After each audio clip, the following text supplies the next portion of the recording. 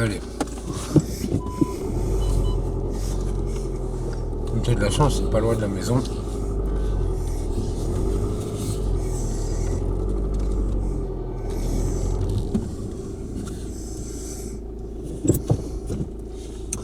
Ah ouais, c'est tranquille ici.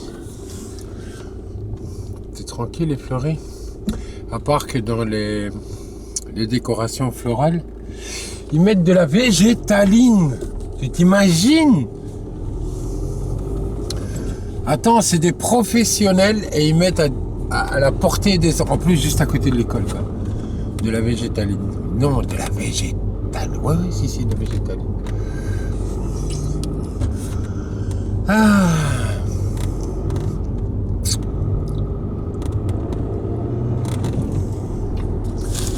Donc, ouais. C'est pour ça que si on se rapproprie les terres, il y a plein de choses qu'on peut faire. On peut vendre les légumes, on peut vendre les fruits, les confitures, les soupes. On peut organiser des lotos, on peut, je sais pas, des meetings, des conférences, des ateliers. Il y a blindé, hein.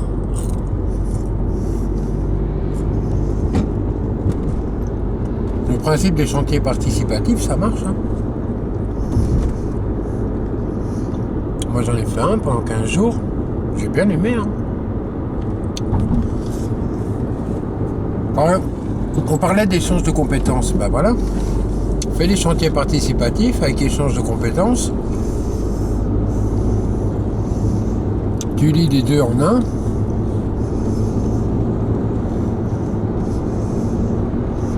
Il y a plein de gens qui sont demandeurs de ça, blindés.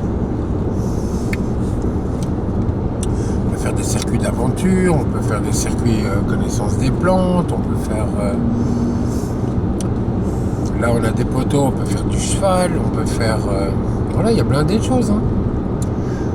Mais pour pouvoir y arriver, il faut connaître notre terrain. Connaître notre terrain... Bon, moi j'ai un petit terrain de 6500 mètres, mais c'est pas énorme, hein, c'est pas assez. Si on veut s'installer avec un groupe, c'est pas assez. Et donc, l'idée revient sur les villages abandonnés. Je pense que c'est vraiment quelque chose qu'il faudrait développer. Si mes infos sont bonnes, il y a plus de 1100, ouais, presque 1200 villages abandonnés, ou en tout cas qui dépendent d'une autre mairie. Si on reprend les villages, alors oui, c'est sûr, il y en a certaines maisons vont être en ruine, mais justement, si elles sont en ruine, on peut, je sais pas, tout dépend de l'ancienneté de la maison, mais si les maisons sont assez anciennes, on peut faire jouer les patrimoines de France, on peut faire, voilà, on peut essayer de remettre en valeur des domaines. Il y en avait un comme ça en Dordogne où on a voulu le faire, et on s'est fait souffler évidemment le projet par le système. C'était à la Tour Blanche. Il y avait les anciennes champignonnières qui s'étaient fermées, abandonnées, mais c'est des kilomètres de galeries, quoi. Des kilomètres qui sont à l'abandon. Bah, l'idée c'était de remettre ça en action, quoi. Je veux dire, ça a été un fleuron pendant je ne sais pas combien de temps. Là, tout est à disposition, il suffit juste de mettre des champignons et les récolter. Et il y a des kilomètres et des kilomètres à disposition, quoi. Il y a beaucoup de possibilités en fait. Ce qu'il n'y a pas, c'est les alliances et les bonnes foi pour y arriver. C'est ça qui est dommage. Bon voilà, avant-dernière ligne droite. J'arrive à ma maison. T'as vu, c'est court, hein, moins de 6 minutes pour aller chercher mes frites.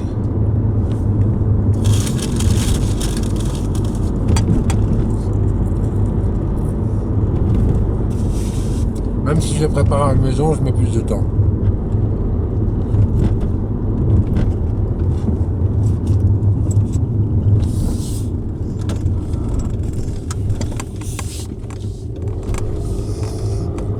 Donc voilà.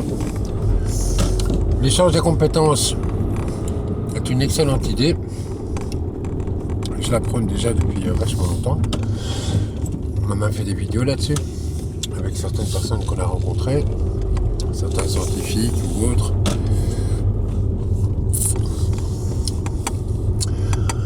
Et on peut aller plus loin. Ça peut, si c'est bien fait, ça peut générer... Voilà, allez, on parle des cagnottes et tout ça. Ben justement, faisons une cagnotte pour acheter un terrain où on pourra voilà, se réunir, et c'est un terrain citoyen. Bon allez, je délire. Allez, à plus, ciao ciao.